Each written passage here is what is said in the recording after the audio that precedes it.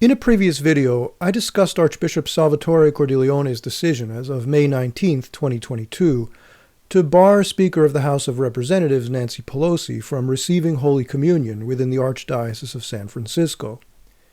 That's the video to watch if you want to understand why the Archbishop did what he did and how we ought to think about his decision, even if we aren't Catholic.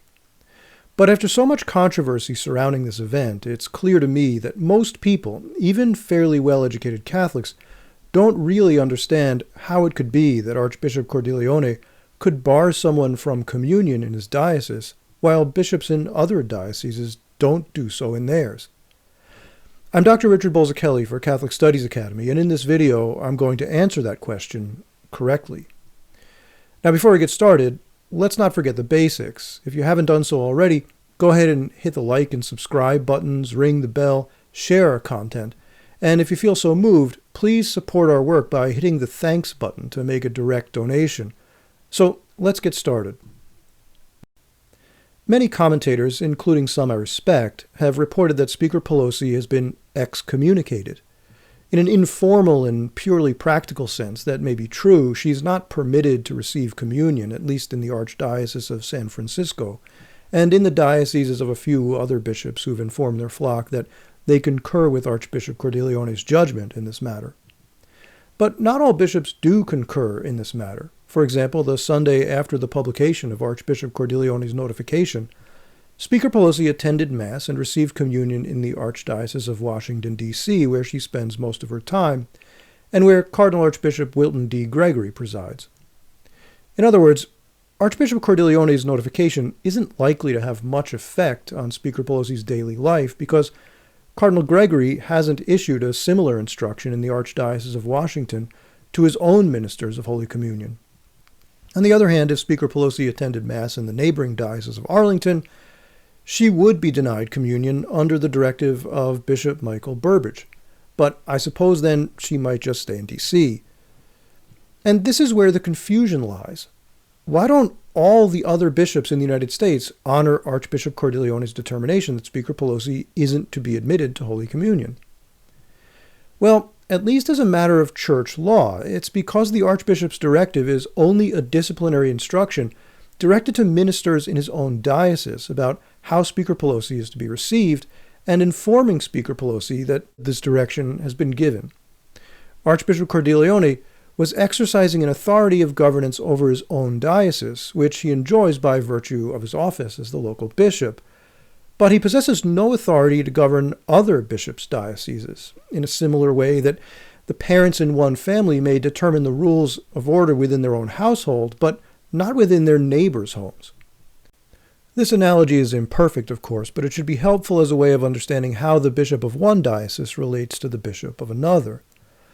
As I mentioned in my previous video, and as I discussed with canonist Tyler Ross in episode 124 of our podcast, Take Every Thought Captive, Archbishop Cordileone invoked Canon 915 in determining that Speaker Pelosi is not to be admitted to Holy Communion on account of her obstinate perseverance in manifest grave sin, specifically her steadfast and uncompromising promotion of abortion as a social good, in stark contrast to the constant teaching of the Church that abortion is a grave evil of the sort that the political community exists to prevent and to punish.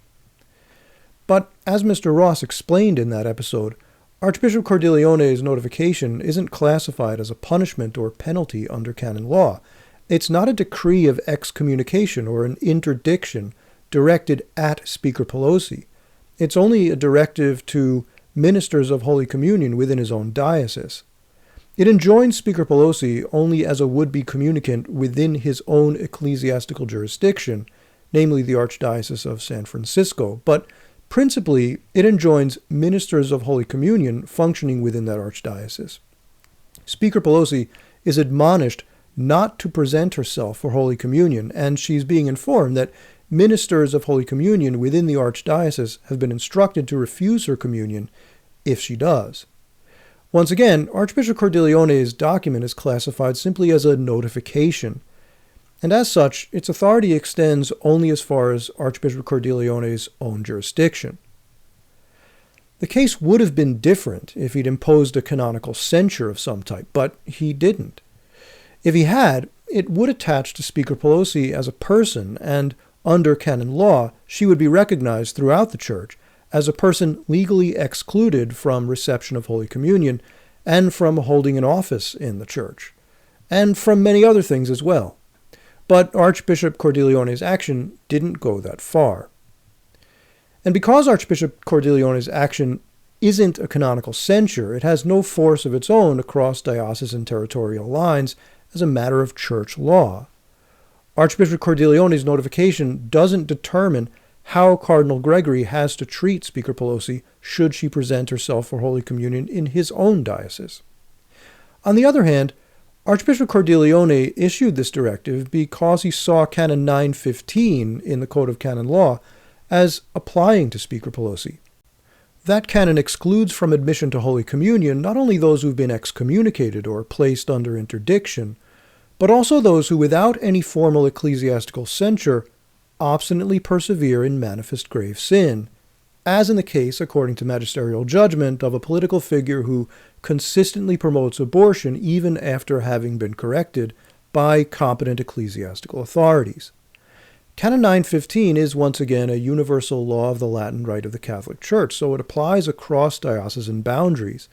And if Speaker Pelosi falls under Canon 915, then she's not to be admitted to Holy Communion in any Latin Rite Catholic Church. The minister of Holy Communion, even if only a layperson, is enjoined by this canon, even without the explicit direction of a local bishop or pastor, against distributing Holy Communion to her, even if she should present herself. Let me lay it out one more time. Canon 915 of the Code of Canon Law codifies a constant tradition of the Church to withhold Holy Communion from those who obstinately persevere in manifest grave sin. That means that they persist in their sin even following reproof by legitimate ecclesial authorities, and their sin is both committed in a public forum and a matter of grave evil. Let's list the conditions identified in Canon 915 in a pedagogically clear order so we can see unambiguously whether Archbishop Cordileone is correct in his assessment that it binds in the case of Speaker Pelosi. If it does, then Archbishop Cordileone's notification isn't really the point. Canon 915 is. So first, the person must have performed an act the Church recognizes as a grave evil. Second, the person must have done so in the public forum. Third, the person must have been made aware of the fact that his or her action is condemned by the Church as a grave evil. And fourth, the person must persist in that action in the face of that reproof. So did Speaker Pelosi perform an act the Church condemns as a grave evil? Well, yes. According to Catholic teaching, abortion is understood as a sin against God's commandment prohibiting the direct and intentional killing of innocent human beings. So abortion is a grave evil according to Catholic teaching. And so is promoting abortion in law and policy by those in public office, because doing so is formal cooperation in abortion. That is, consenting to the act and taking action in support of it. And it's classified as such by magisterial authority. So yes, the first condition identified in Canon 915 has been met. By promoting abortion in law and policy, Speaker Pelosi has performed an act the Church condemns as a grave evil. Did Speaker Pelosi do this in the public forum? Once again, there's no question about that. She campaigns on it. She votes on it in Congress. And here she is accepting an endorsement from Planned Parenthood, the leading abortion provider in the United States. Canon 915's second condition is met. Has Speaker Pelosi been made aware of the fact that her action is condemned by the Church as a grave evil? Again, yes. Archbishop Cordileone has met with her and corresponded with her repeatedly since he took possession of the Archdiocese of San Francisco in 2012. He discusses this fact in his notification to Speaker Pelosi, and that's just Archbishop Cordileone. Canon 915's third condition is met. Speaker Pelosi has been corrected concerning the relationship between her action and the Church's moral teaching. Now, so far we're 3 for 3, so before we get to the last condition, I want to anticipate an objection that Canon 915 identifies grave sin, which puts us in a position of passing judgment on a person's soul. But that's not what's at issue in this canon. Instead, it's the objectively observable fact and behavior that are at issue. Speaker Pelosi is doing something gravely evil in the public forum, and she's faced with authoritative correction on the matter. This is a grave evil everyone knows she performed, and she's been corrected by a legitimate ecclesiastical authority. We have no choice but to presume as a matter of law that she's culpable or blameworthy for it.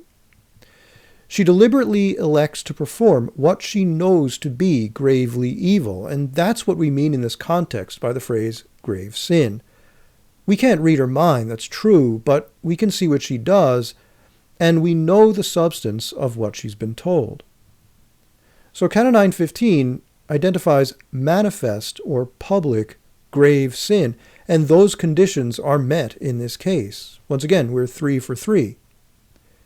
Finally then, is Speaker Pelosi's perseverance in grave sin obstinate?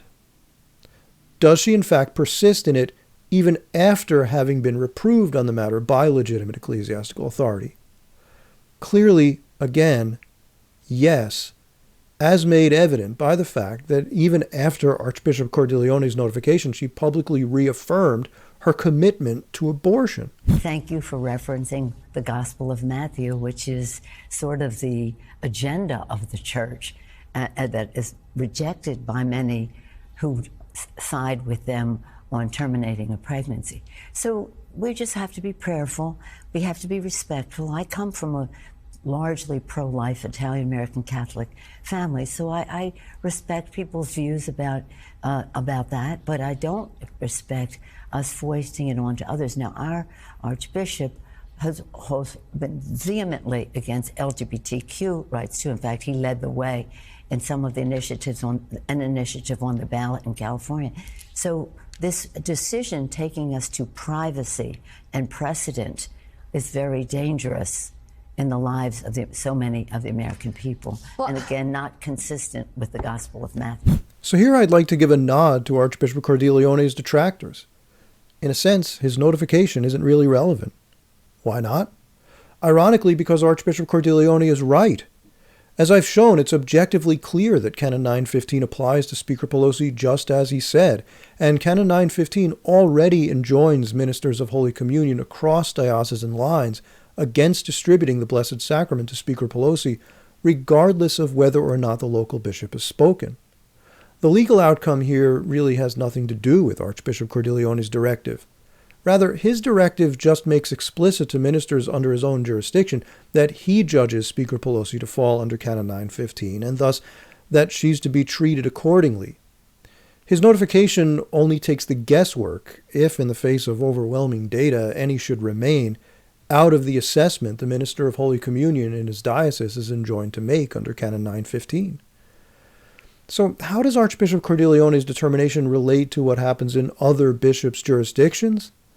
Well, as I have already said, Archbishop Cordileone doesn't have any authority to tell other bishops how to run their dioceses. That's true. But Canon 9:15 does, because it flows from the authority of the Pope, the supreme legislator of the Universal Church. The adults next door don't have to follow the rules of my household. They make their own rules, but only up to a point. We all live in the same town, and the rules of the town apply to all of us. That's the case with Canon 9:15. If the conditions identified in Canon 9:15 are met, they apply in every diocese in the Latin Rite of the Catholic Church, whether or not the bishop makes a public statement on the matter. Now, perhaps other bishops don't see what Archbishop Cordileone sees in Speaker Pelosi's decades-long and increasingly strident promotion of abortion as a public good, in spite of all attempts at correction on the matter by her local bishop and the clear and constant teaching of the Church that abortion is a grave evil. It's just really hard for me to imagine how, though. So I have to admit it, I'm as puzzled as anyone else in my audience might be on this question. Once again, magisterial judgment in the matter conforms to the Church's well-established moral teaching to classify the persistent promotion of abortion in law and policy, even in the face of pastoral correction, as obstinate perseverance in manifest grave sin. And Archbishop Cordileone's notification aside, Canon 9:15 of the Code of Canon Law enjoins the minister of Holy Communion to withhold communion from such a person. As of the date of the present recording, in June of 2022, Speaker Pelosi is obviously such a person, as I've shown to be the case unambiguously. So I want to thank canonist Tyler Ross for helping me understand the details of canon law in play in this affair more clearly myself, so I could help you understand them better as well. Let us know what you think in the comments section below, and if you haven't done so already, hit the like and subscribe button, ring the bell, share our content, and if you feel so moved, please support our work by hitting the thanks button to make a direct donation. Doing so helps us reach a broader audience and hopefully lead more souls to heaven. Once again, I'm Dr. Richard Bolzakelly for Catholic Studies Academy. Thanks for watching.